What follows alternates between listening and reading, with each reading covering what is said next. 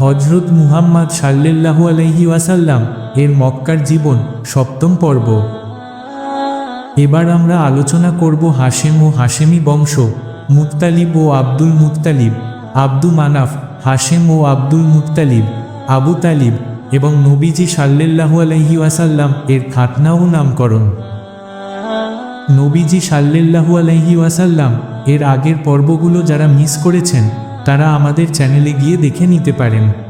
তাহলে আর দেরি না করে শুরু করি আজকের পর্বটি। বিস্তারিত জানতে ভিডিওটি দেখুন।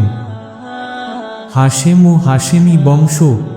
নবী সাল্লাল্লাহু আলাইহি ওয়াসাল্লাম এর বংশ হাশেমি বংশ হিসাবে পরিচিত। এটি তার দাদা হাশেম বিন আব্দে মানাফের সঙ্গে সম্পর্কিত।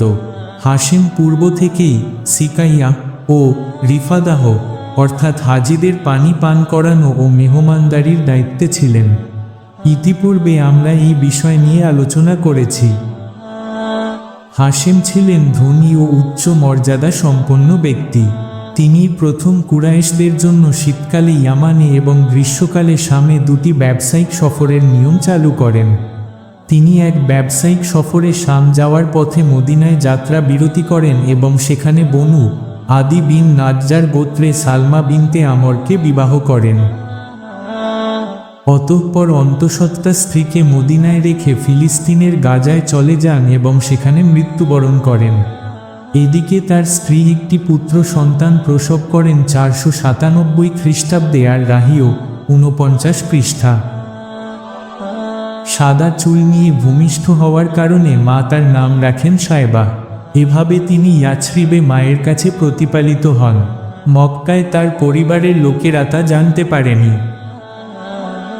যৌবনে পদার্পণের কাছাকাছি বয়সে উপনীত হলে তার জন্মের খবর জানতে পেরে চাচা কুরাইশ নেতা মুত্তালিব বিন আব্দে মানাফ তাকে মক্কায় নিয়ে আসেন।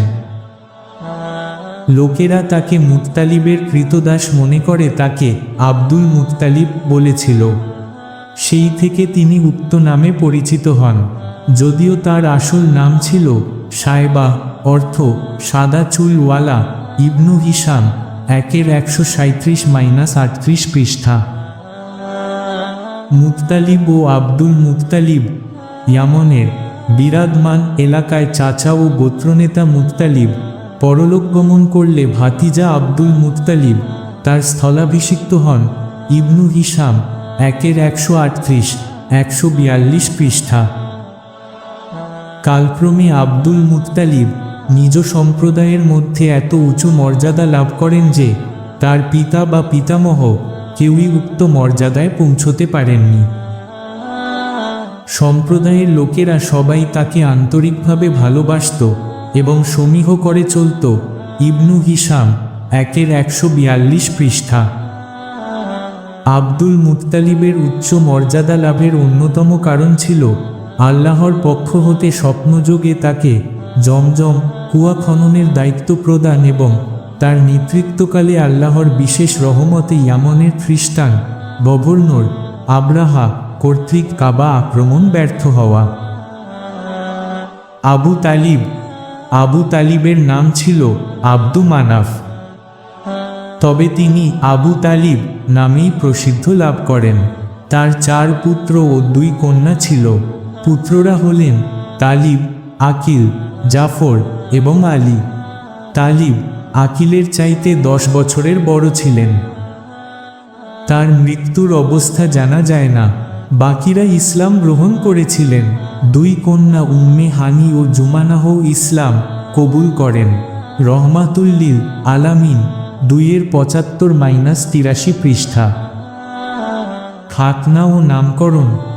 প্রচলিত নিয়ম অনুযায়ী সপ্তম দিনে নবজাতকের খাতনা ও নামকরণ করা হয়। পিতৃহীন নবজাতককে কোলে নিয়ে স্নেহশীল দাদা আব্দুল মুত্তালিব কাবা গৃহে প্রবেশ করেন।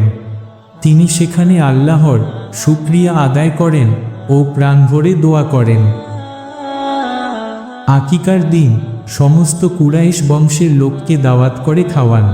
সকলে জিজ্ঞেস করলে তিনি বাচ্চার নাম বলেন মুহাম্মদ। এই অপ্রচলিত নাম শুনে লোকেরা বিস্ময় ভরে এর কারণ জিজ্ঞেস করলে তিনি বলেন, আমি চাই যে আমার বাচ্চা সারা দুনিয়ায় প্রশংসিত হোক। ওদিকে স্বপ্নের মাধ্যমে ফেরেশতার দেওয়া প্রস্তাব অনুযায়ী মা আমেনা তার নাম রাখেন আহমাদ রহমাতুল্লিল আলামিন। 1-39 পৃষ্ঠা।